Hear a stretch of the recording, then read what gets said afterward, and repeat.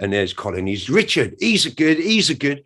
I'm like, yeah, they are. They're great, aren't they? He's like, no, Richard. He's a good. He's Ebenezer Goode. I went, song. This is a message of unity. The art to keep coming on and coming on strong. Thank you so much for agreeing to speak with us. I appreciate it's really early over in LA, I believe. I'm not in LA. I'm in England. Oh, are you? Yes. Well, I live in LA, but I'm in Europe. I've been doing some shows and workshops and stuff like that. I mean, I wanted to start off with the boring stuff. If I could just get your age. My age? Oh, boring. That is boring. I'm 56. Oh, really? Yeah, I know I only look 40, but hey, it's just the way the world goes, isn't it? I mean, you're only as old as you feel. Yes, that's what they say. I wanted to ask if you're married. Yes. Oh, amazing. How long have you been married? Too long. You don't say that. I got married earlier this year, so if you're saying that. I can't help myself, sorry. No, it's all right. Do you have any children? Not that I'm aware. I mean, obviously we wanted to speak with you just about Ebenezer Goode. I think it's next week.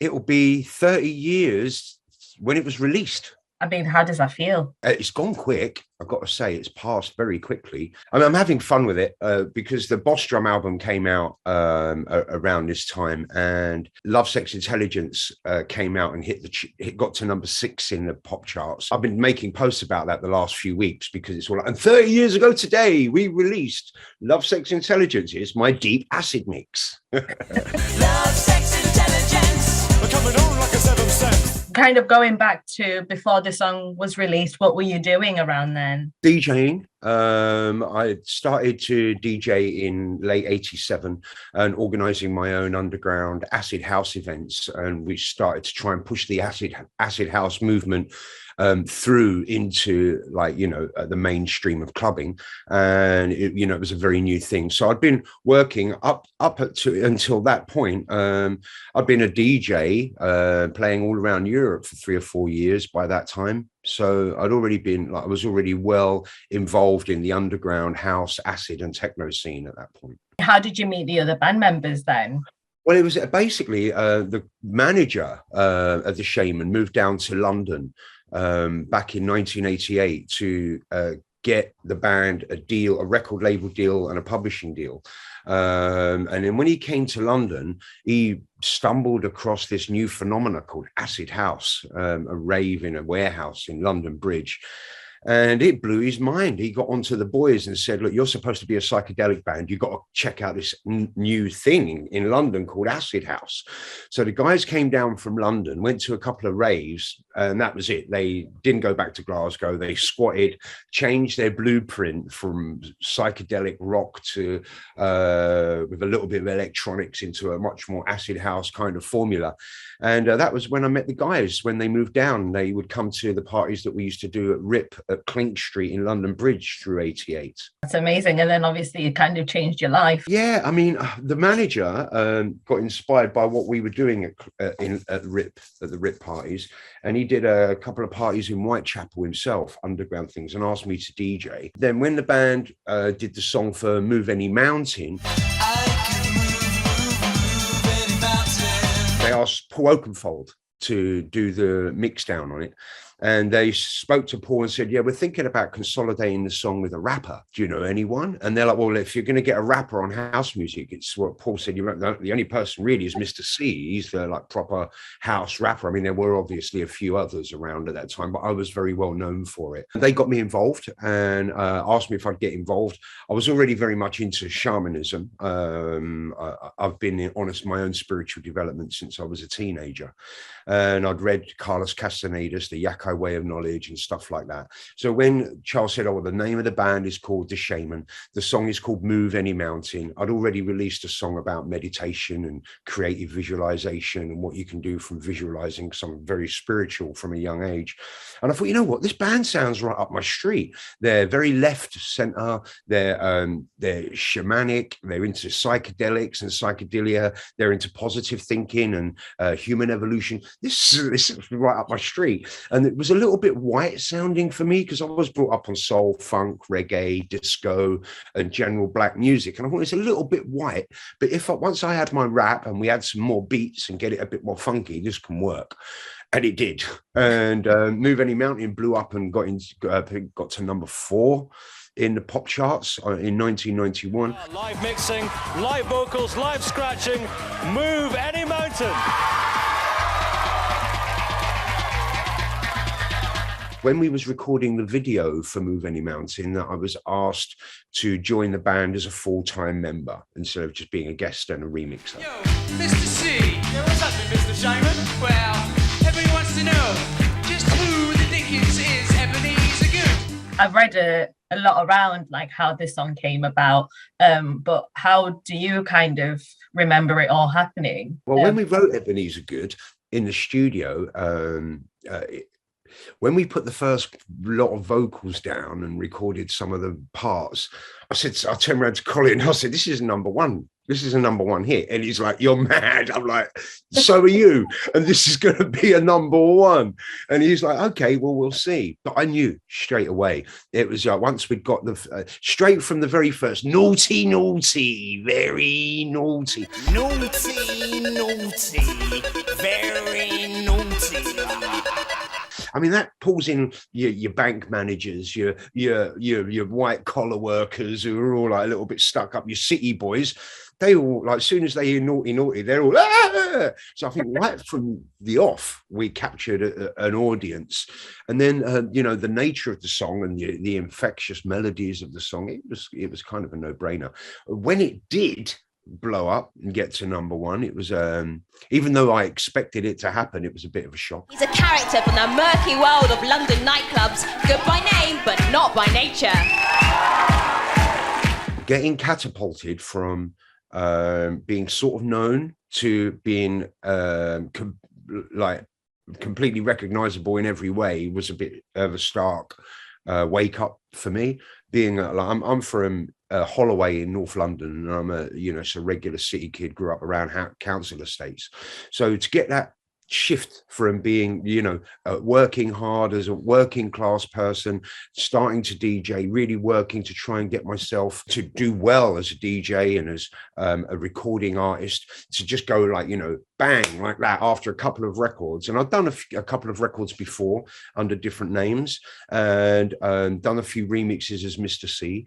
But I wasn't, to go take that jump from only being known as an underground DJ to being a pop star is quite massive. You knew yourself that it was going to be number 1 straight away. It still doesn't prepare you for it. I mean, what were the conversations like in the band? Because it is a bit of a mad song. Yeah, well, it's difficult because we didn't have 30 years ago. Obviously, there was no internet. It's just sort of starting up. So there was, we didn't know what the fans were going to do or how the fans were going to react. But it came out and everyone went crazy. All the tabloids, including your good selves at the Daily Star, went on about how we were the evil acid house band corrupting the nation's youth and stuff like that, which was perfect. Wicked! How do you think the reaction would have been like had the song been released, let's say in 2022? I think it would probably not work as well because obviously the phenomena of ecstasy taking and ecstasy use is far from new, even though it's much more widespread across the planet these days. But I think it needed the newness of the scene. And I say newness, we was already 4 years into acid house culture when the song was released. I think the newness and the timing of it all was pretty perfect back then. And I'm not sure that the song would do as well as it would today. However, I do think the other songs off the Boss Drum album would do even better. Yeah, the Boss Drum title track from the album, Love, Sex, Intelligence, and especially Forever People, which got to number 5 Christmas week and is still our biggest selling single, bigger than Ebenezer Goode.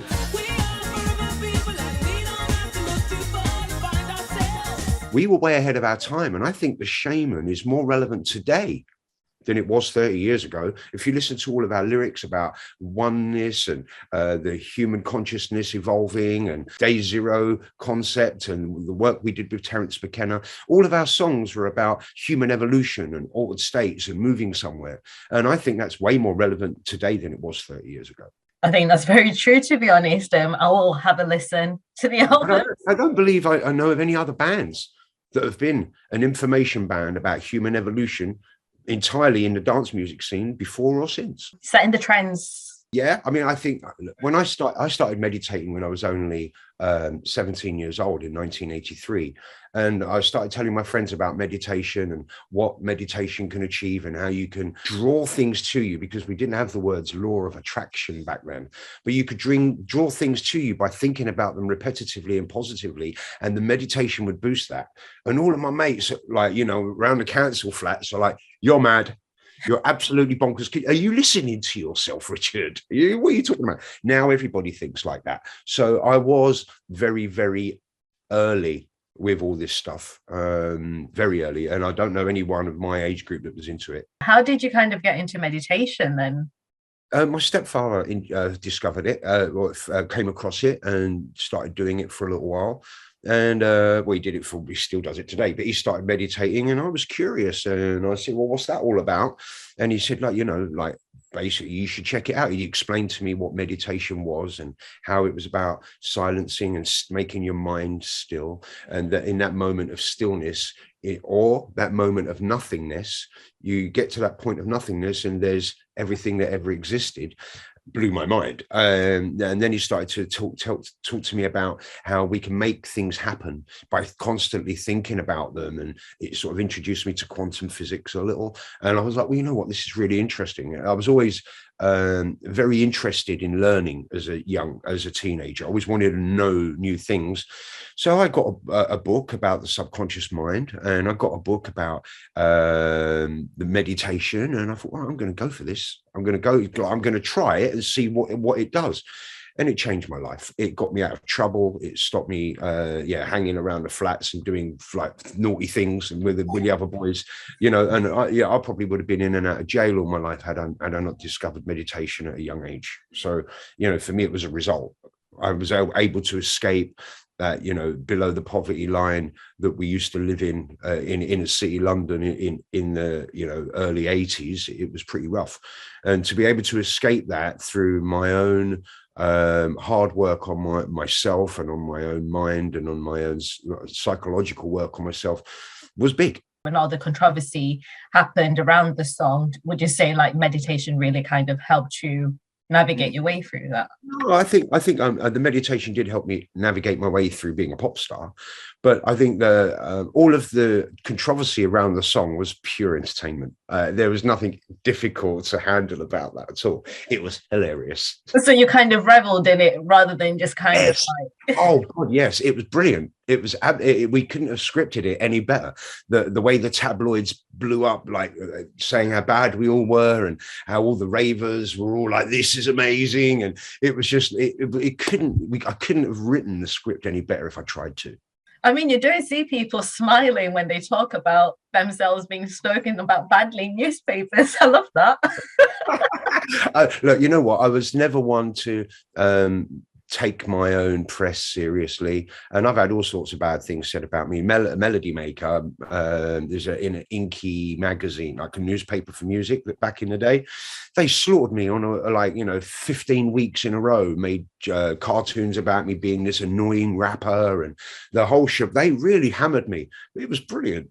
It was funny. And like the thing is as an artist, a lot of artists believe their own hype, and it's a big problem with the DJ community right now. There's a pandemic of arseholeness, if I may say so, and all these DJs read their own press and believe their own hype, and they all believe that they're these special things that are like, you know, God's gift to the universe, and it's just a load of nonsense. You know, all they're doing is playing other people's records and helping people to celebrate life, and they don't even realize they're helping people to celebrate life.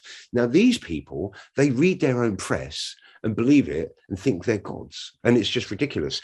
The press is not for the artists. It's not for us. We shouldn't even read it. It's not for us. It's for the public. And what the press says is what the press's opinion is. And everyone is entitled to their opinion, whether it's good or bad, matters not. And, you know, they say there's no such thing as bad press as long as they spell your name right. I never thought of it that way. Right, you got any fearers? What? Fearing Duckworth? Yeah, that's right. Because obviously the song Ebenezer Goode was about drugs. Did you kind of discuss to deny that at the time? Yeah, absolutely. Like when the way the song actually came about as an idea, we was doing a concert at the Forum Town and Country in Kentish Town, and the party was called Synergy, which was the Shaman events, versus Decadence, which was a rave, and we did this all-night party, and we performed. And then after the performance, we're out. Colin and I used to go undercover and put on our jeans and trainers and baseball caps and sunglasses and go out into the crowd and like enjoy it a little, you know. And Colin was out there dancing, and this guy had just come up. He's put his hands on his shoulders. Right, this guy's like, oh, he's a good. And Colin's like, okay. So he goes back into the dressing room, and I come back. I go in there, and there's Colin. He's Richard. He's a good. I'm like, yeah, they are. They're great, aren't they? He's like, yeah, but he's a good. I'm like, yes, I know. He's like, no, Richard, he's a good. He's Ebenezer Goode. I went, song? He's a good. He's Ebenezer Goode. He told me what just happened, and he's like, what we're going to do is we're going to write this song about ecstasy, right? And it's like about he's a good, but we've got to keep it undercover so that we don't get in trouble for it. So what we're going to do is we're going to call him Ebenezer Goode, is this guy's name, and we're going to make up this fictional character about Ebenezer, who's an Ebenezer Goode, but his friends call him Ezer for short. It's an abbreviation of Ebenezer. Hey, Ezer, how you doing, mate? Ezer Goode. So this justifies the chorus. And he said, now, because you're a Cockney, and I'm doing the writing the lyrics and for the main verses and performing them. He's like, right, so ham up your Cockneyness a little bit more, right? Get it really strong. I'm like, okay. He said, and what you need to do is you need to write the song, right? But I've got this brilliant idea. I'm like, what's that? He said, we're going to write 2 songs in one. I'm like, what do you mean? He's like, they're going to be 2 songs running parallel, like on a train track, as one song. I'm like, what do you mean? He's like, look, you know how you Londoners, you drop your H's? Oh, like, yeah, him over there, he did it. You drop your H's? I'm like, yeah. He said, right, so what you do is you perform the song without an H on the word he, and then it becomes 2 songs. If you listen to the song with the H, it's about this guy called Ebenezer Goode, who's a character that we actually made up from 9 different people. These are real characters. We based the Ebenezer Goode character on real live living people. All of them got a silver disc when we sold out how many 100,000 copies it was.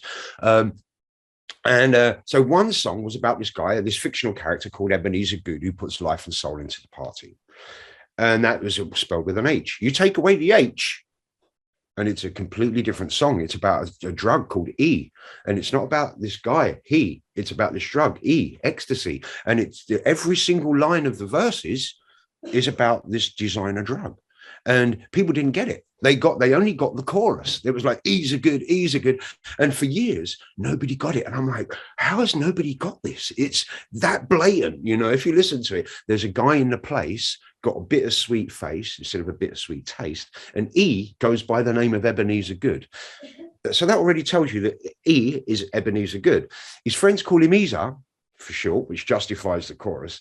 And he is the main geezer. And E vibes up the place like no other man could. E's refined, E's sublime, E makes you feel fine. Though very much maligned and misunderstood. But if you know Ezer, E's a real crowd pleaser. E's ever so good. E's Ebenezer Goode. You see that E's mischievous, mysterious, and devious when E circulates amongst the people in the place. But once you know he's fun and something of a genius, E gives a grin that goes around from face to face to face, backwards and then forwards, forwards and then backwards. Ezer is the geezer. E loves to muscle in. That's about the time the crowd shout the name of Ezer as he's cotchled in the corner, laughing by the bass bin.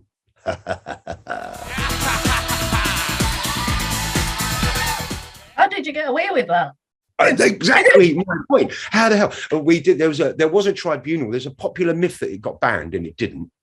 Or did it not? That, I mean, I was No. going to be going into No, that. it didn't You said that ban. was There was a BBC. tribunal. The BBC wanted to know, oh, it's about ecstasy, E's are good. And we're like, no, it's about a guy. Where does it ever say E's are good? It says Ezer. And they're like, what's the difference? Well, Ezer is short as a name, and it's an abbreviation of Ebenezer. And it says in the first verse, his friends call him Ezer, and he is the main geezer. Ezer good, he's Ebenezer good. Well, what are you talking about, drugs? Are you mad? And we completely denied it, completely and absolutely denied it, and got away with it. It never got banned. We performed it twice on Top of the Pops, and it's still being played on the BBC today. Absolutely outrageous, mate. Of course, I've come clean many times about that it is a drug that is about ecstasy, but like it's also a warning song, like, because the second verse, it says, you know, it's very much maligned and misunderstood, and he's the kind of geezer who must never be abused. So it's got its little warnings, and the whole point of it was to send up the rave community. It was a piss take to send up the rave community, to send up the whole scene. It was the whole thing was a joke. So you got famous of a song which was a joke, and it's it was a joke, but it was a brilliant joke. And it was, I think we actually, to be fair, I think Move Any Mountain probably made us famous, and we was on that road anyway. Yeah. And if it had been Ebenezer Goode, it would have been Boss Drum or Forever People that would have got to #1. So I don't think it was necessarily that song that made us famous, but that it was a song that caused a lot of controversy, and you know, it was a lot of fun doing it, I can tell you. What would you say to people who kind of say it was promoting drug use? I would say yes, it was. Yes. Oh, Mr.C admits to promoting drug use, evil acid house DJ. It was a song about ecstasy, which, by the way, is now being used for post-traumatic stress disorder by doctors and stuff like that.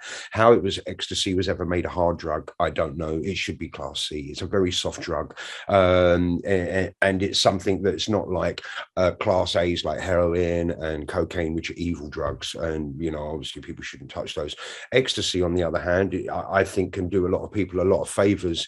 It's the only analog of ecstasy that makes people really reach deeply into their subconscious and open up the door of the memory box of trauma and bring trauma out. So it is actually being used for traumas now with great success. So we were right.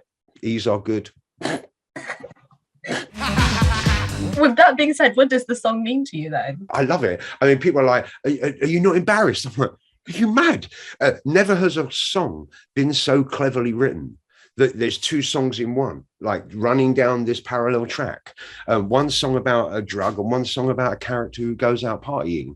They're two completely different songs. It's never been done. It got to #1. We got away with the whole thing. It blew up everywhere. I'm proud as hell of that song and what it did and what it's achieved, and it's absolutely brilliant. I love how you talk about it. I'm very proud of what we did as the Shaman. There's a very special band. You know, like I say, we were way ahead of our time musically and lyrically, and we were able to really turn on a lot of people into a different way of life, into learning about psychology, learning about themselves, learning about human evolution and community and trust and a new global language and all of this stuff. And that was very special work that we did, and we turned on thousands and thousands of people into a new lifestyle that now is normal living for a lot of people in the human race. And you know, we're very proud of that. I mean, how was Top of the Pops? Brilliant. Well, we were the band that said, like, you know, when we did Move Any Mountain on Top of the Pops the first time, we did Move Any Mountain twice on Top of the Pops. And we're like, no, we're not miming. And they were like, you have to. We're like, no, we don't. We're not coming on. You either give us live mics and we do the song, or we don't come on. Your choice. And they said, okay, you can have open mics.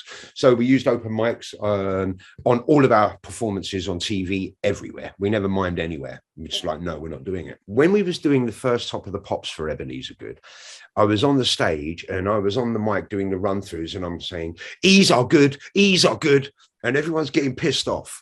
Like the manager's getting pissed off, the record label's getting pissed off, the BBC producer's getting pissed off, everyone's getting angry. And I'm there going, E's are good, E's are good, hey, Ebenezer, like taking the piss. And they're like, Richard, what are you doing? I'm like, it's just a mic check, grow up. I'm not going to do it live, am I? I'm going to do it properly. So I'm going to say, he's a good, he's Ebenezer good. I'll do it properly live. You know, don't worry about it. Just having a laugh. So now they're all like, you know, making sure I'm doing it right and all the rest of it. And obviously when it came round to it, I did it all correctly. He's a good, he's Ebenezer good, he's a good. But then what I did was, there's a bit in the song where I say, has anyone got any salmon?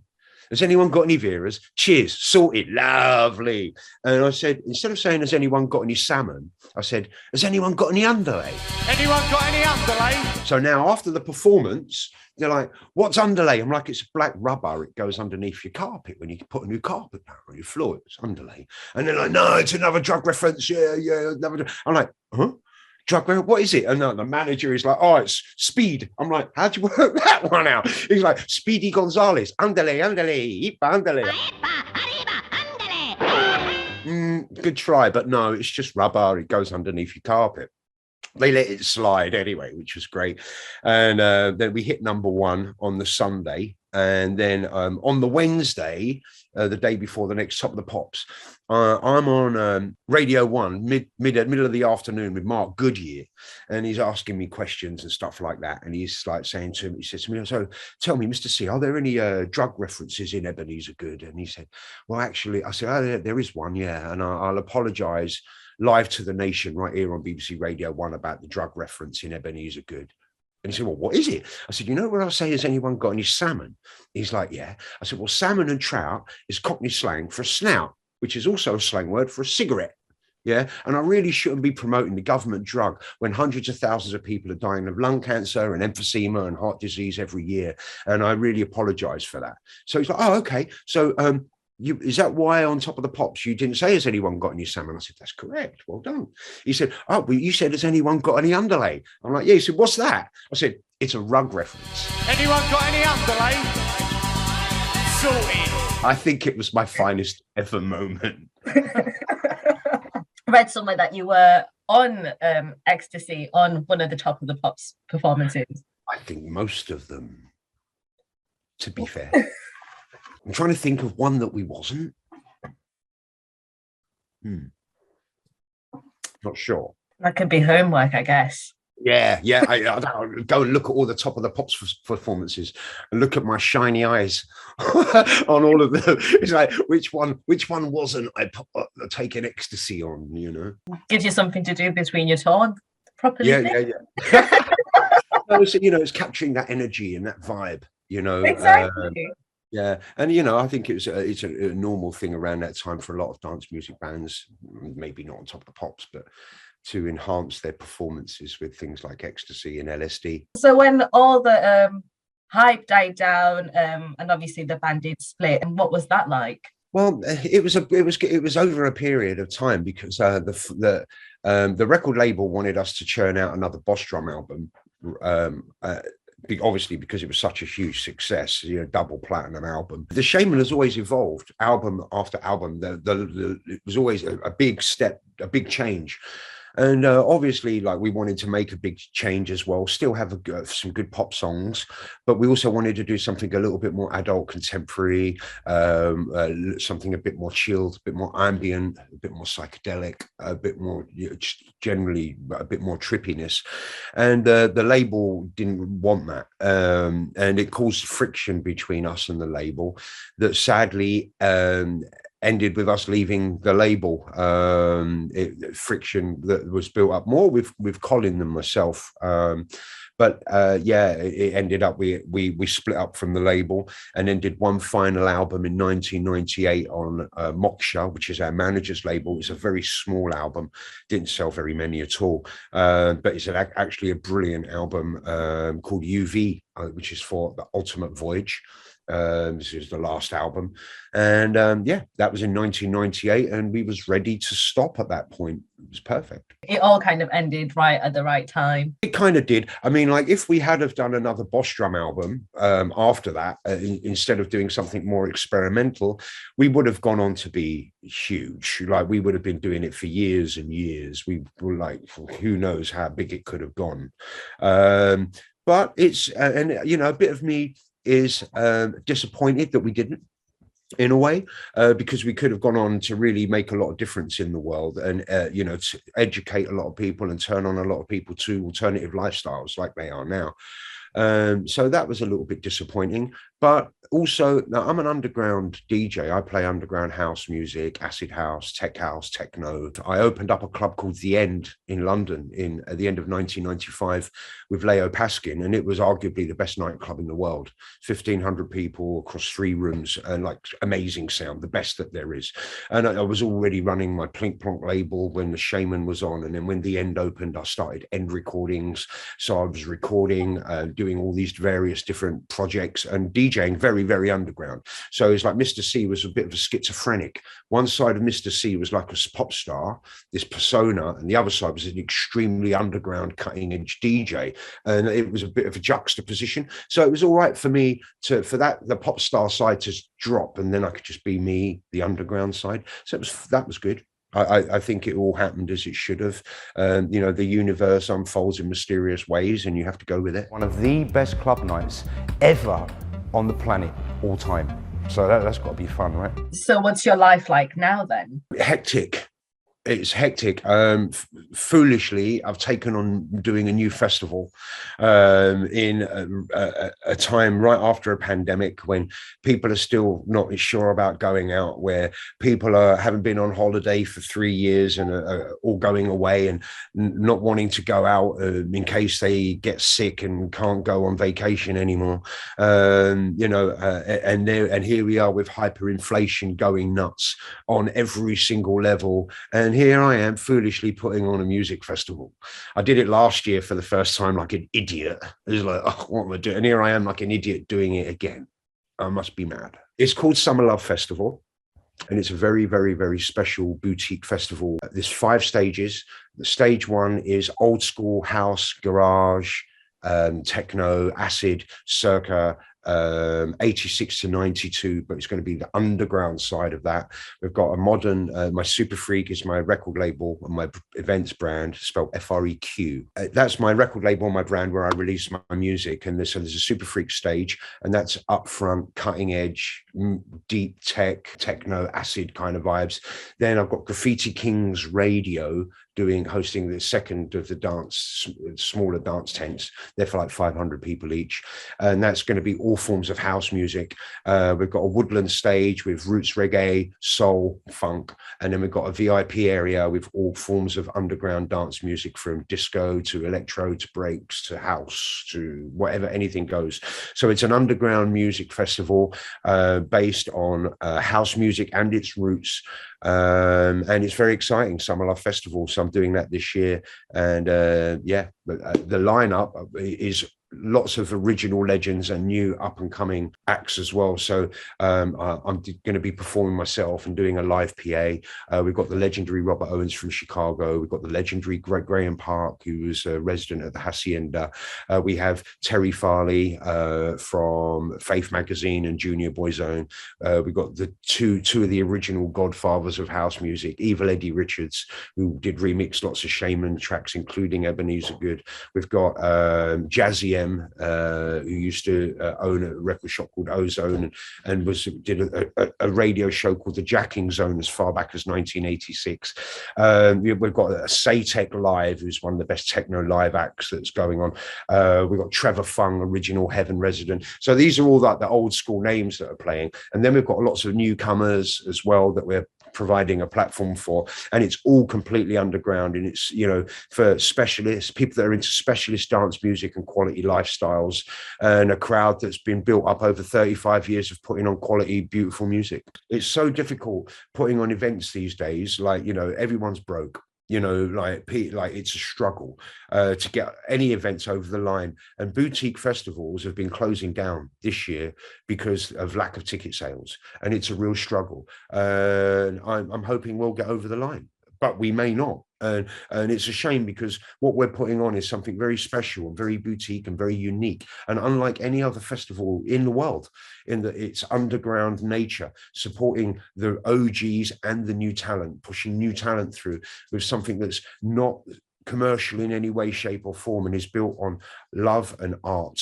And I think that, you know, for me, that's important. And, you know, people need to start supporting events in a different way now, because of the pandemic.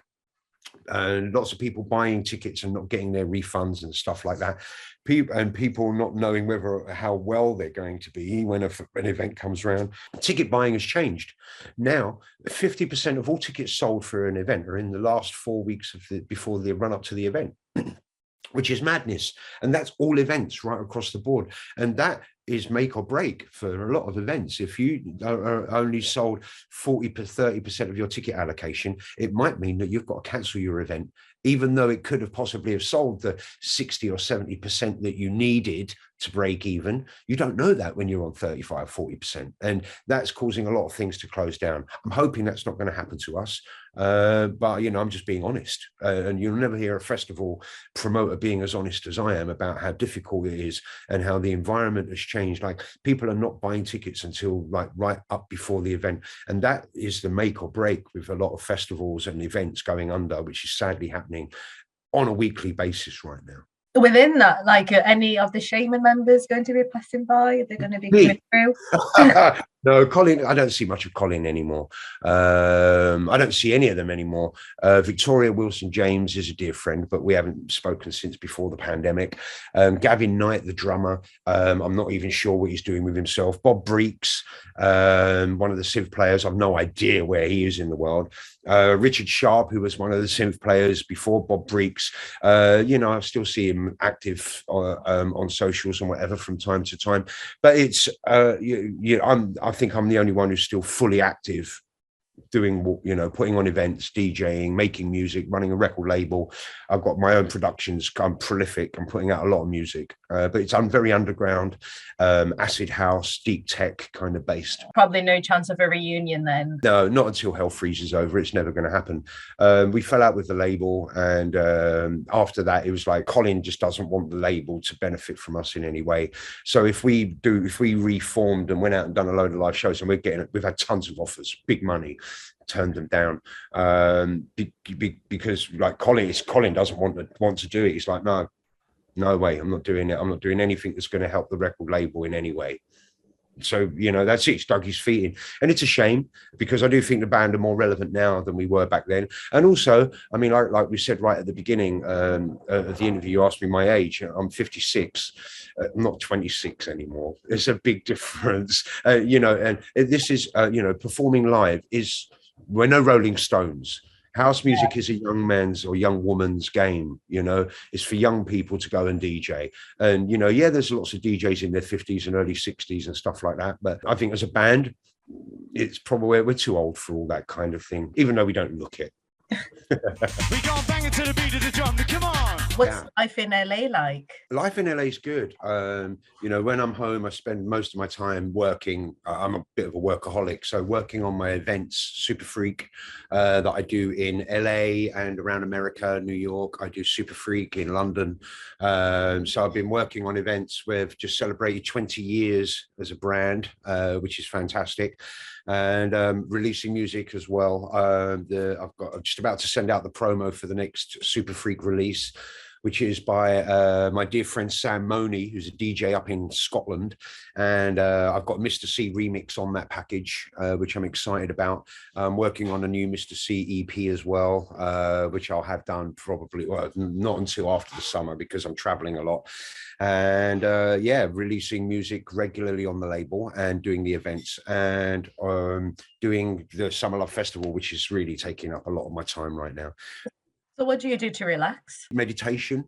I'm a regular meditator, so I meditate daily. I actually teach meditation. I do workshops, and do life coach work with people, psychological work and stuff like that. And yeah, to relax, I like to chill. I love to eat. I love to cook. I like to watch certain program. I've never been really a TV person, but I've recently since lockdown, I've got into TV shows, which I've never into. So I watched all of Breaking Bad, watched all of Better Call Saul, watched all of The Boys. All of a sudden, I've got into TV shows. I'm like really made a big dent into the Peep Show. They're the most horrible people in the universe, aren't they? Are we the baddies? I'm a very different beast to what I was 30 years ago, in every way imaginable. I'm not a party animal anymore, like with getting smashed at parties and all the rest of it. I never thought that would end, but it did. They say if you get to 50 and you haven't grown up yet, you don't have to. I was like, yes. And then I got to 53 and grew up. It's like, what happened? It just kind of hit you out of nowhere. All of a sudden, I'm just not interested in lots of things anymore. But so, yeah, for kicking back, I love to listen to music. Well, I've gone back to my roots. So I'm listening to lots of 70s and 80s funk, soul, deeper stuff. Rediscovering a lot of the music that I used to listen to as a teenager, and finding stuff that I hadn't heard before, which has been really surprising me, because I would have thought I knew it all in the like funk and disco world back in the 70s and 80s, because that was what I grew up on. So yeah, when I'm going to sit and listen to music, it might be jazz, it might be soul, it might be funk. It'd be something in that field, maybe some ambient music if I'm sitting back and chilling. But yeah, that's where I'm at now. I mean, you mentioned TV shows. I do have to ask, do you watch EastEnders then? No, I don't watch any. I don't watch EastEnders. I've been told a few times I'd make a good character on there. I'm actually. I trained for 5 years as a method actor, and I just got this sort of. And I know that I did a short film that got released in 2018 called "I Am Anna" by Sergio Caballero, and it's a very strong topic. It's high drama, and it's about sexual abuse. It's a short movie. It picked up a couple of awards, and I got the lead role of that. And that was my first proper acting experience, and I did pretty well. I think that's something that I'm still looking at. I've got a lot of connections in the movie industry, and I'm ready to do a few more short films to get the experience that I need. But I do see over the next 2, 3, 4, 5 years a steady transition from DJing into acting, and I think that's something that's going to happen. I feel really good about it. As a trained method actor, I can play any character whatsoever. It's not one of those where I'll probably be typecast as a baddie. I get that, but if you watch this first film, I'm the opposite of being a baddie. I'm a victim of sexual abuse, and it was a role that I was very pleased to be able to play, and on a very important subject, especially being a survivor of sexual abuse as a child myself.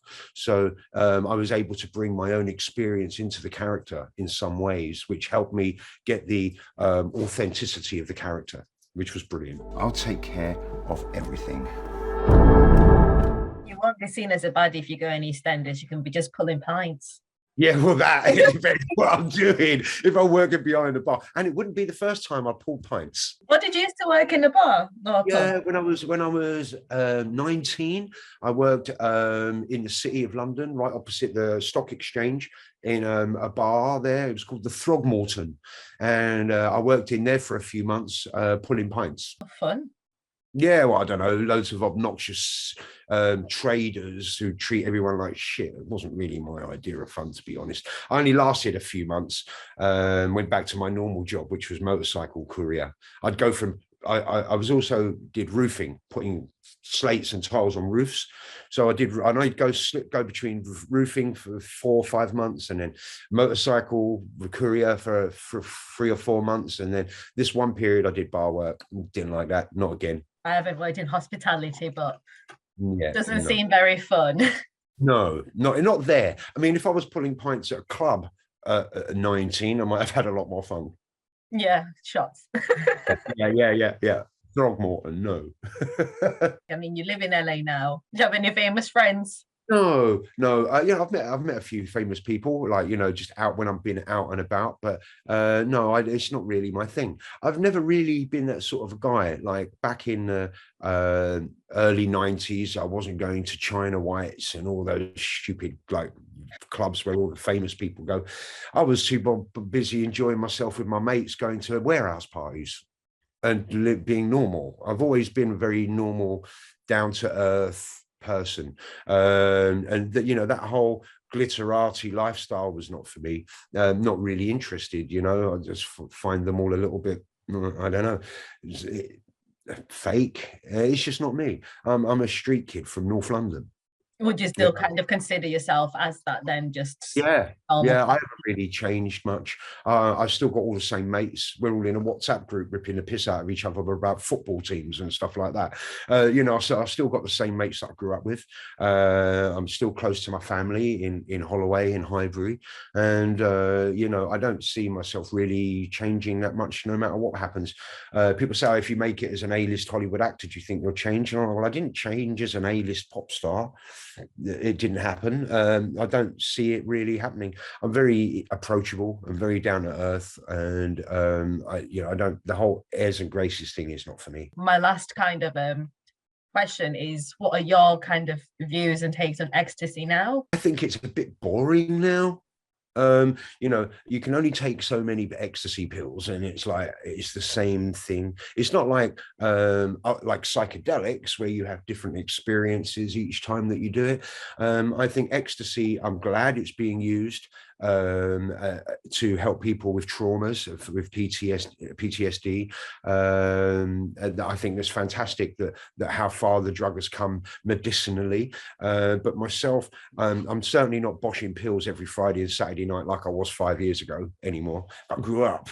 I don't know, something happened. I just find it, you know, the last thing I want to do is be at an after hours, like, you know, hanging about doing nothing on pills when I can be being in a studio being creative. So I'm a different animal these days. I've completely changed, and you know, like ecstasy use for me is now like a bit boring.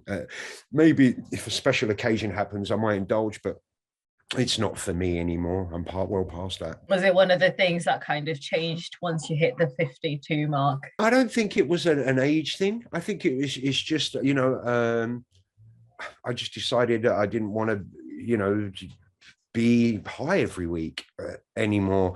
I didn't want to drink every week anymore. You know, I stopped pretty much everything. I say stopped. When I'm DJing, I might have a cold beer if it's hot. You know, that doesn't do anything. I'm more likely to get drunk when I'm watching football with the lads rather than like out in a nightclub. No, for me now, I'm over it. You know, ecstasy use and drinking and going too crazy after hours, I'm over it. I'm still very much interested in psychedelics, though.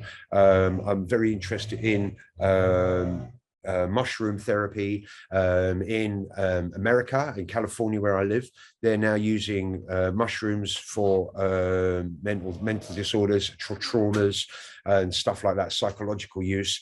And it's actually, magic mushrooms have been made legal for therapy usage in America, and that's amazing. You know, psychedelics are the way forward. I mean, I still like to indulge in mushrooms, mushroom chocolate sometimes. If I feel a little bit moldy, take some mushroom chocolate and laugh my ass off at everything for 4 hours, and then the next day I feel amazing. You know, so I think that is a therapy. I love magic mushrooms. I love psychedelics. I haven't taken LSD for quite some time, but I wouldn't have any problem doing that again. And obviously there's all different types of psychedelics that are very interesting, like DMT and stuff like that, which I am an advocate of course. I think everybody should take a trip once in their life. I've always been an advocate of the legalization of all drugs and the possession and the consumption of all drugs.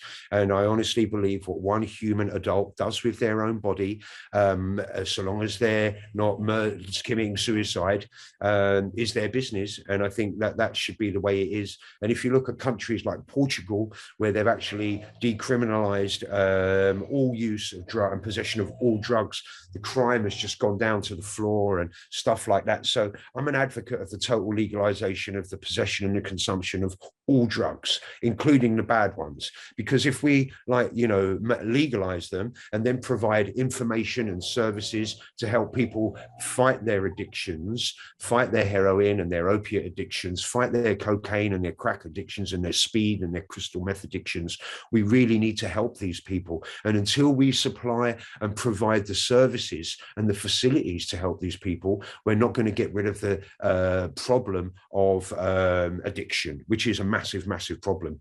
The war on drugs has been a huge mistake. It always has been. And I've always said that the war on drugs is what's caused the drug epidemic and the opioid epidemic that's all comes from legal drug manufacture for the most part. Obviously not the heroin, but fentanyl and all the rest of it is massive problem, and that's all coming from legal prescription drugs, and it's a huge problem. I think that the sooner the whole world says, okay, let's legalize drugs, and then that takes away the crime. 90% of all crime is based around drugs. Take away the crime, you reduce crime by 90% right away. Like, why are the government not making money from marijuana? Why are they not, you can tax that, VAT at 20% on it, like everything else that you buy, and the government will be absolutely killing it. And that's money that can go straight into the National Health Service and stuff like that. And that's money that can go into helping people with serious addictions that we need to, addiction is an illness.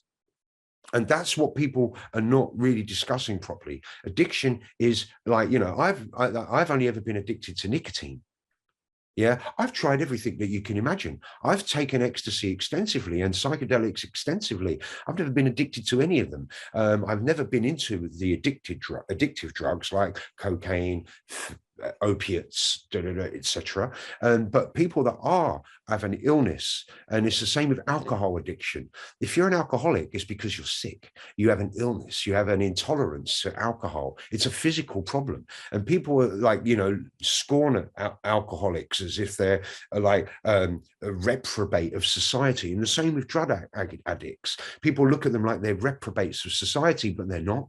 They're people that are escaping their past childhood traumas and people that need help. And until we legalize all drugs, those people are not going to get the help that they need. Wow. I walk